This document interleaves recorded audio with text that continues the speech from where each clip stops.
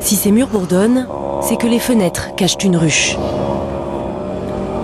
Bien étrange essaim de professeurs et d'élèves à la recherche du diapason. Prêts à inverser les rôles. Moi je demande excellence. Je sais, Salem, que tu mets toujours la barre très haut. Mais c'est dur pour nous, quoi. Nouvel équilibre pour un autre langage. Pas une maison de fous, non, mais bien un lycée né d'une idée folle. Ici, à Saint-Nazaire, le premier lycée expérimental de France a aujourd'hui 27 ans, un établissement public, gratuit, qui ne ressemble à aucun autre.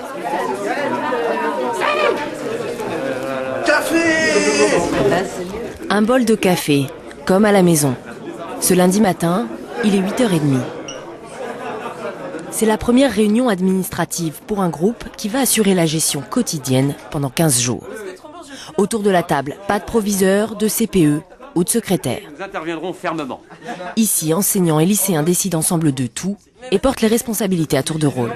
Cuisine, on a Manuela, Yannick, Maxime, Tristan, Aurore, Freddy et Schirm. Pendant que les autres suivent leurs cours, une vingtaine d'élèves et 3 membres de l'équipe éducative, comme Joël, se répartissent les tâches. Manon, Andri, Tenvé, Joël. Donc vous pensez à mon cadeau à la fin de gestion, c'est ma dernière gestion au lycée expérimental. Joël a connu les débuts du lycée. Il prendra sa retraite cette année. Pourtant, son énergie semble intacte et il en faut. Lycée expérimental, bonjour. Il y a bien sûr le secrétariat, répondre au téléphone, gérer le courrier, le budget. Mais il y a aussi la Casbah, leur cafétéria, la cantine, le ménage, le bricolage et même le service de documentation qui prépare un journal du lycée. Pas toujours facile. Lycée expérimental, bonjour. Cette fois, Tenvé, 18 ans, préfère faire appel à Joël. Joël, Oui. est-ce que tu peux prendre le téléphone, s'il te plaît? Oui. C'est une fille qui propose des livres, qui donne des livres parce qu'elles sont débarrassées. Allô? Oui. Parfois, les gens préfèrent parler à un prof. Ça arrive Je suis enseignant, mais souvent. je m'occupe du secrétariat. Parce que c'est vrai que j'ai eu un peu de mal à lui répondre, donc il préfère avoir des gens plus responsables et qui sauraient mieux répondre à leurs questions. Oui. Ça vous énerve un peu parfois? Oui, des livres disons sur, qu'ils sont pas habitués à ça et de toute façon, dès que j'ai pris le téléphone, là, elle avait pas l'air très aimable, mais ça peut arriver. Je me souviens, il y a quelques temps encore, me dire mais un jour j'aurai un patron, qu'est-ce que je vais lui dire, comment je vais me comporter avec lui, je vais avoir peur, enfin voilà, je ne saurais jamais m'exprimer avec lui. Là, ça m'a permis de prendre confiance en moi avec des personnes qui auraient un statut important dans la société. Attends, on passe pas trop vite. Facture. Et dans 15 jours, ce sera une autre gestion, donc il faut bien qu'il y ait un suivi le plus efficace. On n'évite pas trop, de temps en temps, il y a des erreurs. Mais bon, on s'est rendu compte, en 25 ans, qu'on ne fait pas plus d'erreurs qu'une illustration centrale. C'est une question d'appropriation. Hein. C'est vraiment de prendre pouvoir sur l'endroit où on est. Hein. C'est-à-dire ne pas être simplement des visiteurs. Hein. Donc, il fallait poser un postulat, hein, qui est de dire et les enseignants et les élèves auront les mêmes droits. Tous sur un pied d'égalité et chacun une raison d'être au lycée. Les enseignants cherchent une autre manière d'enseigner. Certains élèves avaient décroché, d'autres rejettent simplement le système traditionnel. J'aurais très bien pu rester en lycée traditionnel, j'avais 12 de moyenne, je pense que j'aurais eu mon bac et tout ça. Mais j'avais quand même un peu une frustration au niveau de la réflexion en fait. Chaque fois que je voulais lancer des débats et tout ça, il y avait toujours non, pas de débat en cours. Moi ça me motivait vraiment pas de venir pour être assise à écouter sans rien faire en fin de compte. Je faisais partie de la classe des branleurs, quoi, ceux qui foutaient rien, ceux qui foutaient la merde. Ils me demandaient qu'est-ce que je voulais faire, alors moi je répondais plutôt au niveau milieu artistique. Du coup ils m'ont proposé CAP, genre bijoutier, machin, enfin truc un peu biais, donc j'aurais expliqué si c'était con et puis que c'était pas du tout ce que je voulais faire, quoi. Comment on fait pour enseigner sans cette autorité, sans cette idée de sanction? Si tu fais pas, t'es sanctionné. Si tu fous le bordel, t'es sanctionné. Si t'apprends pas, t'as telle note. Comment on fait pour enseigner sans ça? Comment? C'est ce que nous sommes venus leur demander.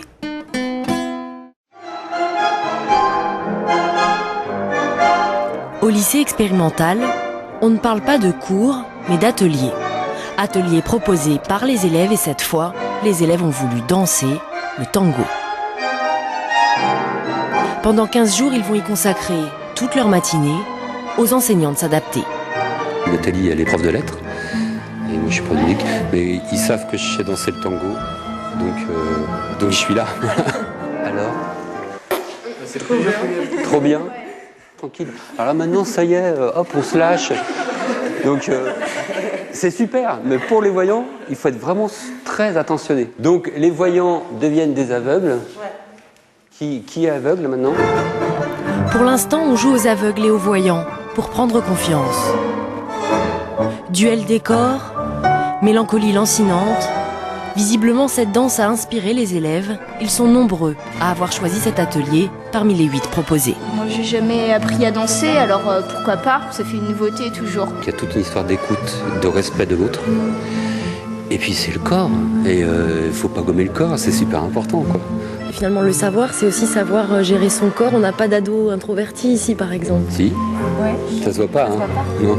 Ici, on peut avoir une importance pour sa passion, mais dans un lycée traditionnel, ça reste une option. On n'a pas eu la même écoute là, alors qu'il aurait fallu avoir la même. J'ai envie de rentrer dans une école de théâtre, formation du comédien, et j'avais vraiment envie de danser, d'apprendre le tango, parce que j'ai pas d'impératif de passer mon bac. Car ici, le bac n'est pas un objectif en soi. Chacun détermine librement son projet. Mais pour ceux qui ont décidé de passer l'examen, il faut bien suivre des cours plus classiques. Ouais. Il paraît que tu as une question à poser. J'ai oublié chez moi le 8, le 1. Voilà, je peux pas faire le 2. À moins de tout recommencer. Ben, c'est ce que tu vas faire, hein. Tonvé s'est échappé du secrétariat pour travailler ses nombres complexes. Avec un prof pour 4 élèves, c'est presque un cours particulier. Chacun fait comme il peut. Voilà. C'est-à-dire, si l'idée c'est que tout le monde ne marche pas au pas et au même rythme, ça veut dire qu'à un moment, certains vont aller plus vite que d'autres et qu'il va bien falloir le prendre en compte.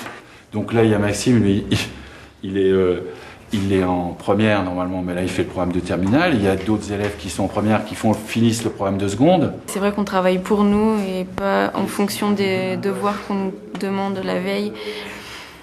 Et même si c'est pas très concluant, enfin je veux dire, j'ai beaucoup de mal à me mettre à travailler chez moi. On comprend beaucoup mieux les cours.